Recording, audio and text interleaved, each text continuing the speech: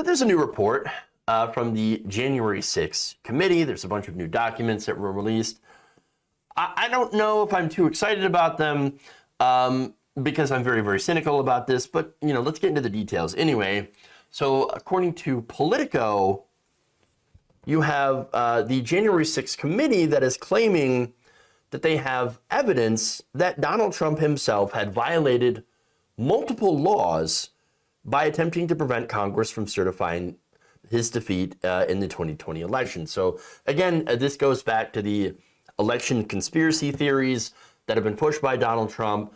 And so now the committee, of course, has been trying to find out how much Donald Trump had, how much control or how much he knew about what was called, I think, the Green Bay sweep, was it? Where you had Steve Bannon, of course, and other Trump allies that were trying to pressure Mike Pence into not certifying the election so that they could go and do nonstop propaganda for a couple of days, and which could lead to electors in different states to not certify the election in a desperate bid to put Donald Trump back into office. Of course, as I've told you numerous times, there's no actual mechanism for putting in a president back into power who has lost. And so, I mean, what you have here is a pipe dream. What you had is a situation where they had attempted to basically do a soft coup in this country. And so that's what the January 6th committee is actually looking into. So now, according to a filing submitted to a U.S. court, district court in California, they said that the select committee has a good faith basis for concluding that the president and members of his campaign engaged in criminal conspiracy to defraud the United States, among several other charges, in fact. Now, those crimes, these charges, included obstruction of an official proceeding, Congress's January 6th session to count electoral votes, defrauding the United States, as I mentioned, and violating the District of Columbia's common fraud law. So these are, again, charges, I guess serious enough. Now, let's get into more details, all right? Now, they wrote that characterizing experts of nearly a dozen depositions from top aides to Trump and former Vice President Mike Pence, the committee described a president who had been informed repeatedly that he lost the election and that his claims of fraud were unfounded, only to reject them and to continue to mislead the American public. He then pushed top advisors to continue strategizing ways to overturn the election results. Again, if this feels like something that we already knew or suspected, that's because we already feels like we've already heard this, right? It feels like we've already seen this. We already know this. Yes, he knew about this. I've said it before. He knew what he was doing, and he was trying to pressure Mike Pence. That's, of course, why he sent out tweets during the January 6th Capitol riot. That's why you had the rally with all of these different speakers, including Rudy Giuliani, Madison Cawthorn, that were, basically trying to rile up this crowd. They were riling up this crowd with all of these nonstop election conspiracies, voter fraud, mass voter fraud, all this stuff, illegals, whatever, right?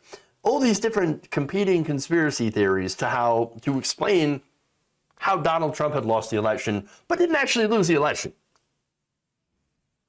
So now, in 16 different accompanying exhibits, the panel showcased testimony from figures including campaign advisor Jason Miller, White House communication aides Ben Williamson, Pence National Security Advisor Keith Kellogg, Pence counsel Greg Jacob, and Pence Chief of Staff Mark Short. So, of course, you have Pence's aides now working together with the January 6th committee.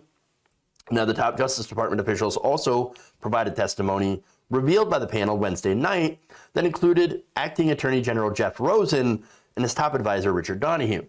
A lot of these names you probably have never heard of, but one name you might have is John Eastman. So John Eastman, of course, wrote this memo on how to overturn the election. And so now Eastman, these disclosures, Politico notes, might be an effort to attempt to pressure Eastman to come and testify. So now he did testify, but he invoked the Fifth Amendment about 150 times. So you didn't get anything out of him. But it turns out he might be a very big player in this because of his proximity to Trump. So now, let me go into more details about that. So the committee says that the work with Eastman, Trump's work with Eastman to pressure Pence to take illegal acts could prove that Trump had committed felony obstruction. So now investigators, in order to prove that, would have to show that he corruptly intended to impede an official proceeding. I would say that, of course, those efforts would fit that definition. The panel also says the evidence supports an inference that Trump knew he had lost the election. Jason Miller described a blunt conversation with Trump in which campaign aides told him that he had lost, but the president nevertheless sought to use the vice president to manipulate the results in his favor. Miller told the committee that the campaign aide Matt Oskowski told Trump in the Oval Office that he was going to lose, citing county and state level results that were being reported, but Miller and Trump refused to accept their assessment. Again, nothing that we don't already know. He believed, this is according to Miller talking to a panel, he believed that Matt was not looking at the prospect of legal challenges going our way, and that Matt was looking at purely from what those numbers were showing as opposed to broader things to include legality and election integrity issues, which, as a data guy, he may not have been monitoring. The bulk of the committee's legal filing also focused on reconstructing Eastman's efforts to justify ordering Pence to overturn the election single-handedly, which again he cannot do, when he presided over Congress's electoral vote counting session on January 6th. On that day, during the, of course, Capitol insurrection, there were some newly released emails between those figures and Eastman. In fact, Pence's counsel had emailed Eastman saying this, quote, "Thanks to your bullshit, we are now under siege." Damn. Now, Pence's counsel also sent a refutation of the argument that Pence can single-handedly overturn the election himself. Again, that's factual. He can't do that. There is no mechanism. Nonetheless, they continue. In fact, here's what Eastman emailed back. Quote, "The siege is because you and your boss did not do what was necessary to allow this to be aired in a public way so the American people can see for themselves what happened." So understand, this goes back to the Green Bay sweep, right? That they knew that Pence couldn't actually do that. However, what they wanted to do is for Pence to create a national media sensation by not, or by refusing to certify the election results, which would this would get all sorts of air on Fox News, right-wing media, and cable news media would also cover it in an attempt to, of course, muddy the waters with all these allegations of fraud being, by the way, pushed through the recounts during the states, and all of this stuff were to create what we consider to be a perfect storm of disinformation, which would allow these electors in these states, and we know the fake electors that had already drawn up documentation claiming that, no, we are the actual electors, and we think Donald Trump won. And so what this is just part of that attempt to use those fake electors to try to have an illegitimate victory. Once again, soft coup. And that's what it is.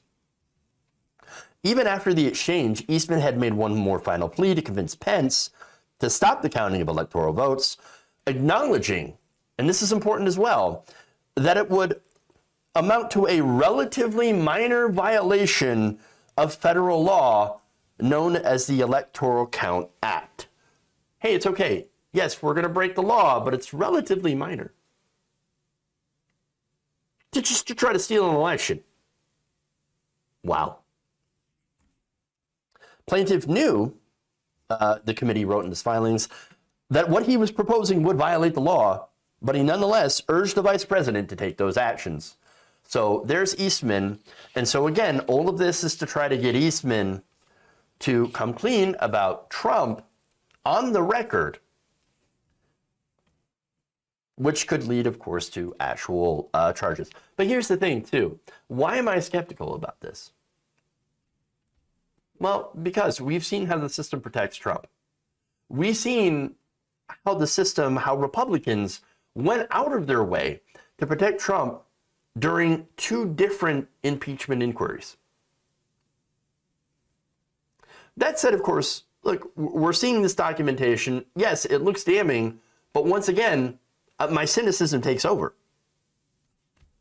It just does, unfortunately, because Donald Trump has tried to hide behind executive privilege. He's hidden behind weak Republicans who wouldn't dare oppose him. He still has the vast majority of the Republican base that would prefer him to be president. And so, look, yes, the situation has changed a little bit. You do have more establishment Republicans that are pushing back, that are being reported to have started to oppose Trump. But again, I don't think it's enough. I don't think it's enough. I don't think the commission is going to be able to punish Trump in any meaningful way. And by the way, how long is this going to take? This investigation? I don't know. If it takes a long time and then we end up with Donald Trump as president, well, then we've essentially lost democracy. So I don't know what's going to happen.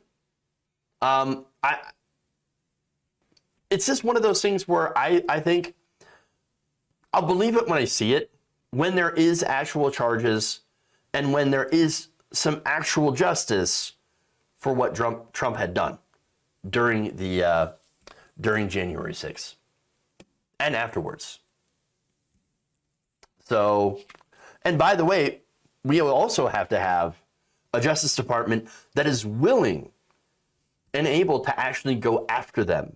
Merrick Garland, looking at you, Robert Mueller didn't do anything when he had obstruction of justice lined up, when he could have went after the president. Now Merrick Garland is, at this point, in my mind, slow walking this entire thing. And I just, again, am very, very cynical about anything that's going to happen. We know Donald Trump has done a lot of terrible things, illegal things. But, powerful people never seem to get punished. So I'll believe it when I see it.